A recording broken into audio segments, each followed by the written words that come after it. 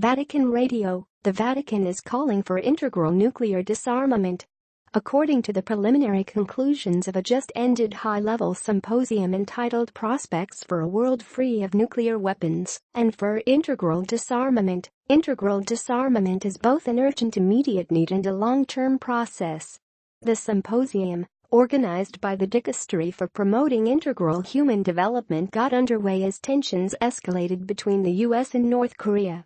It saw the participation of 11 Nobel Peace laureates, top United Nations and NATO officials, leading experts, heads of major foundations, and of civil society organizations, as well representatives of bishops' conferences, Christian denominations and other faiths.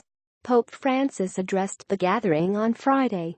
Wrapping up the symposium on Saturday, Cardinal Peter Turkson, president of the Dicastery for Promoting Integral Human Development, read out the following preliminary conclusions. The Dicastery brought together religious leaders and representatives of civil society, officials of states and international organizations, noted academics and Nobel laureates and students, to illuminate the connections between integral disarmament and integral development, and to explore the links among development, disarmament and peace. As our Holy Father, Pope Francis, repeatedly reminds us, everything is connected. 1. The use and possession of nuclear weapons deserves condemnation, since they are indiscriminate and disproportionate instruments of war. In addressing us, Pope Francis said, if we also take into account the risk of an accidental detonation as a result of error of any kind, the threat of their use, as well as their very possession, is to be firmly condemned. Similarly, reprehensible are tests of nuclear weapons and the fallout which contaminate the atmosphere and the oceans. As global public good, their contamination could constitute crimes against humanity. 2. Nuclear deterrence does not adequately address the challenges of security in a multipolar world. In March 2017, our Holy Father wrote in a message, if we take into consideration the principal threats to peace and security with their many dimensions in this multipolar world of the 21st century as, for example, terrorism, asymmetrical conflicts, cybersecurity, environmental problems, poverty, not a few doubts arise regarding the inadequacy of nuclear deterrence as an effective response to such challenges. 3. Nuclear deterrence does not create a stable or secure peace. It contributes to fear and conflict. As our Holy Father said to us, weapons of mass destruction, particularly nuclear weapons, create nothing but a false sense of security. They also create a culture of mutual intimidation in the international system. 4. Spending on nuclear weapons wastes resources that are needed to address the root causes of conflicts and to promote development and peace. 5. The humanitarian impacts of the use of nuclear weapons are devastating and planetary. 6. A world without nuclear weapons is possible. Pope Francis encouraged us to hope that progress that is effective and inclusive can achieve the utopia of a world free of deadly instruments of aggression. 7. Peace is built on the foundation of justice.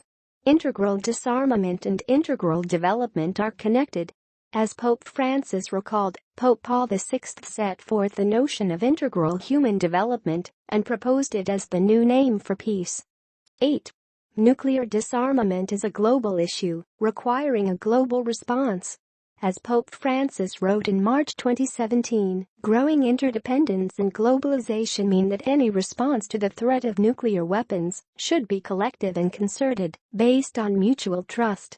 9. Integral disarmament is both an immediate urgent need and a long-term process.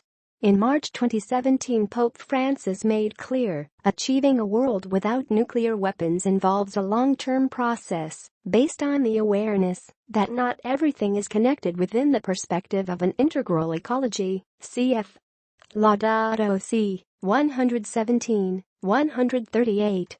The common destiny of mankind demands the pragmatic strengthening of dialogue and the building and consolidating of mechanisms of trust and cooperation, capable of creating the conditions for a world without nuclear weapons. 10. Dialogue is essential.